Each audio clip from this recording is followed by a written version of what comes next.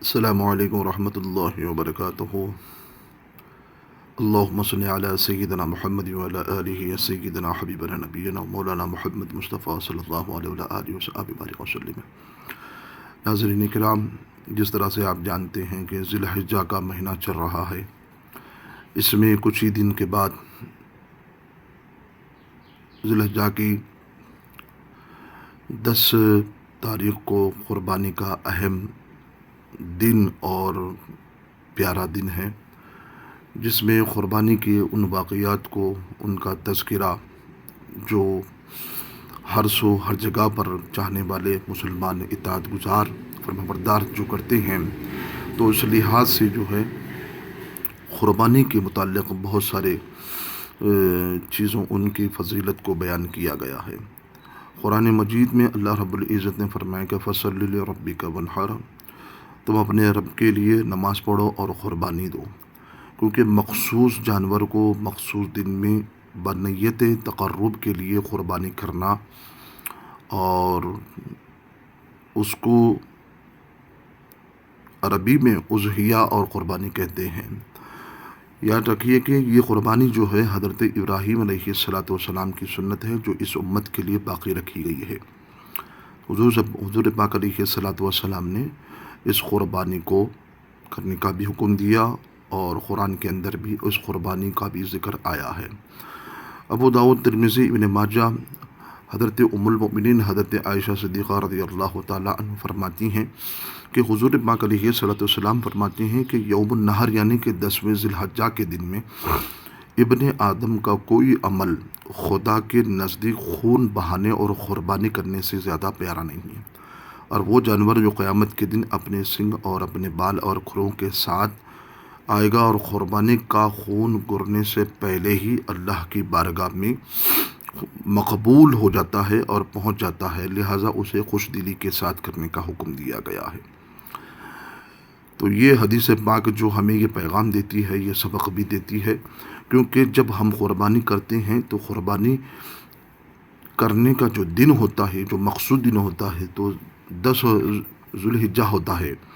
تو اس دن جو محبوب، جو پیارا عمل ہے، تو اس دن ہم کو قربانی کرنا ہے، خون بہانا ہے۔ یعنی خون بہانے کا یہ مقصد یہ ہے کہ قربانی کرنا چاہیے۔ جو جانوروں کا حکم دیا گیا ہے، جو حلال جانور ہے، جو احسن طریقے سے، پیارے طریقے سے ذبح کرنے کا بھی حکم دیا گیا ہے، تو ذبح ہی کرنا 10 ذی الحجہ کے دن ہی یہ اہم اور ضروری ہے، یہ خدا کے یہاں پسندیدہ یہ عمل ہے۔ لہٰذا قربانی کے بجائے اگر کوئی سے اس پیسے کو آپ نے صدقہ کر دیا، یعنی کہ وہ چیز کو کسی اور کے لیے قربانی کرنے کے بجائے آپ نے کسی غیر غریب کو دے دیا ہے، تو لہٰذا یہ قابل قبول نہیں ہے۔ لہٰذا اس دن آپ کو عمل یہی کرنا ہے کہ قربانی کرنا ہے۔ قربانی ہی خدا کے یہاں نزدیک اور محبوب اور پسندیدہ ہے، تو لہٰذا ہم کو اس دن جو عمل کرنا ہے وہ قربانی کرنا ہے۔ پھر یہی بات بتایا گیا ہے کہ میدان جو قیامت کے دن یہی جانور بال اور کھروں کے ساتھ، اپنی سنگوں کے ساتھ آئے گا، اور پھر اس وقت یہ سواری بھی بنے گا قیامت کے دن، جب وہ قربانی کو جو آپ قربان کر رہے ہیں، تو یہ سواری جو سو آپ کے لیے قیامت کے دن سواری بنے گی، اس پر سوار ہو کر آپ جائیں گے۔ اور یہ بات یہ ہے کہ جب آپ خوشی دلی کے ساتھ جب قربانی کرتے ہیں، تو یاد رکھیے کہ ثواب کے لیے، خدا کی رضا کے لیے جو قربانی کرتا ہے خوش دلی کے ساتھ، واقعی یہ قربانی کا جو خون ہوتا ہے، وہ خون گرنے سے پہلے خدا کی بارگاہ میں قبول اور مقبول ہو جاتا ہے۔ تو لہٰذا ہم کو جب قربانی کر رہے ہیں تو خوشی دلی کے ساتھ اور ثواب اور نیت کے ساتھ ہم کو قربانی کرنے کا حکم دیا گیا ہے۔ تو لہٰذا کہ بہترین اور محبوب عمل جو ذی الحجہ کے دن ہے وہ قربانی کرنا ہے، اس کے بجائے پیسہ کسی غیر غریب کو مدد کرنے کا حکم نہیں ہے۔ اس دن قربانی کرنا ہے، خوش دلی سے کرنا ہے، ثواب کی نیت سے ہم کو کرنا ہے۔ پھر اس کے بعد دوسری حدیث پاک میں ہے کہ طبرانی کی ہے، حضرت حسن بن علی رضی اللہ تعالیٰ عنہ فرماتے ہیں،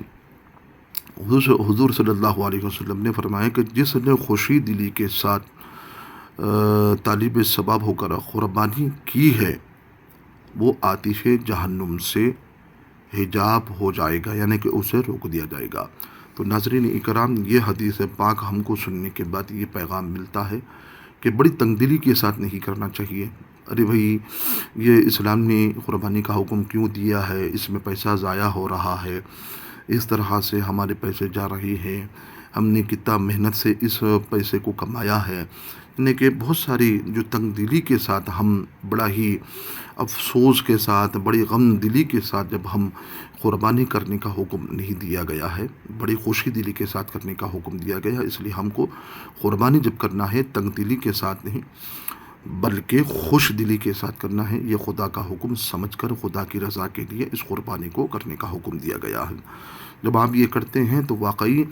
خدا کی رضا کے لیے اور خوشنودی کے لیے خوش دلی کے ساتھ کرتے ہیں، تو جہنم سے اسے روک دیا جائے گا۔ یہ قربانی جہنم میں جانے کا حجاب بن جائے گی، یعنی کہ حجاب، یعنی کہ اس کو روک دیا جائے گا۔ تو لہٰذا ہم کو قربانی کرنا ہے تو خوش دلی کے ساتھ کریے۔ پھر تبرانی میں ہے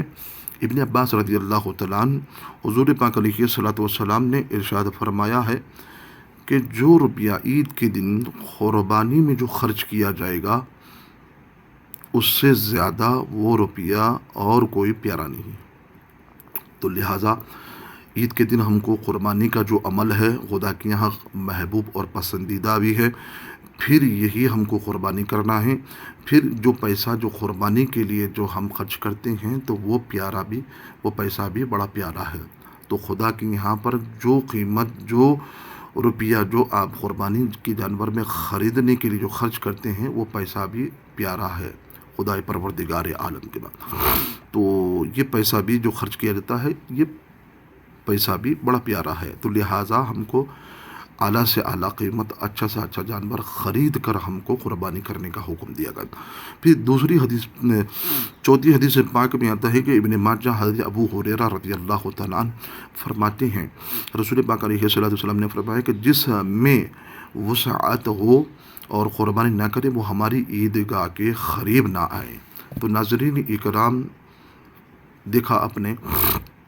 رسول پاک علیہ الصلوۃ والسلام کیا فرما رہے ہیں کہ جو قربانی کرنے کی استطاعت رکھتا ہے، قربانی دے سکتا ہے، یعنی کہ وہ نصاب تک پہنچ چکا ہے 52 تولی چاندی کے حساب سے، وہ مالیت اصلیت کے باوجود بھی، اس کے علاوہ بھی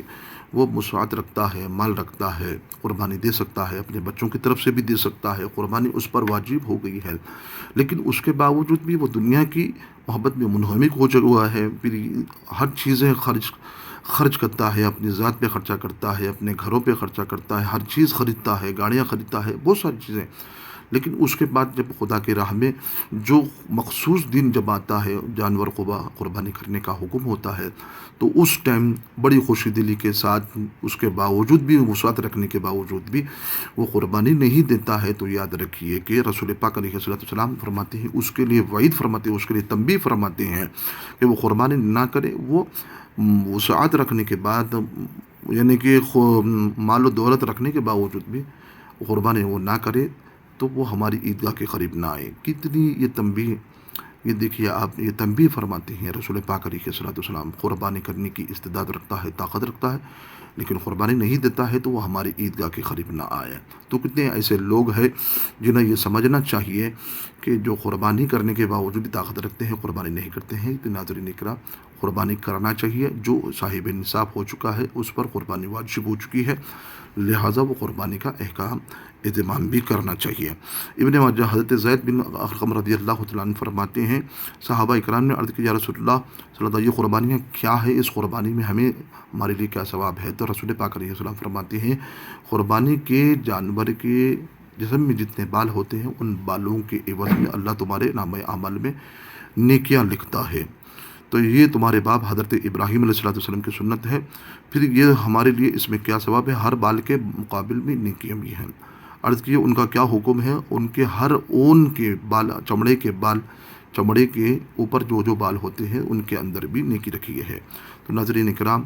مخصوص دن میں 10 ذوالحجہ کے دن ہم کو قربانی کا اہتمام کرنا چاہیے، اور اس جانور میں کوئی عیب و کوئی نقص نہیں ہونا چاہیے۔ اس لیے اپنے جانور کو دیکھ لیا کرے، کوئی خرابی، کوئی بیمار، لنگڑا، لولہا، کان کٹا ہوا، یہ تمام چیزیں غور کرتے ہوئے اپنے جانور کو لائیے اور قربانی کا اہتمام کیجیے۔ اور تمام چیزیں اس کے اندر بتائی گئی ہیں۔ جو قربانی کرتے ہیں ان قربانی کرنے والوں کے لیے بال ناخن وغیرہ نہ کاٹنا چاہیے، قربانی کرنے کے بعد ہی بال اور ناخن کو کاٹا جائے۔ اور جو نہیں کا جس کو وہ قربانی نہیں دے رہا ہے، وہ جو نہ دے رہا ہے، تو وہ نہ دینے والا بھی قربانی نہیں دے رہا ہے، تو وہ جو بال ناخن وغیرہ نہ کاٹے، اور وہ بھی نماز عید کے بعد ہی ناخن کاٹے، تاکہ اس کو بھی قربانی کا ثواب ملے گا انشاءاللہ العزیز۔ بہت ساری چیزیں، بہت سارے مسئلے مسائل کتب فقہ میں قربانی کے اوپر مسائل میں لکھے گئے ہیں، آپ وہاں پر ملاحظہ فرماتے ہیں۔ خدا اللہ کے وما علینا الا البلاغ، وآخر دعواہم الحمد للہ رب العالمین۔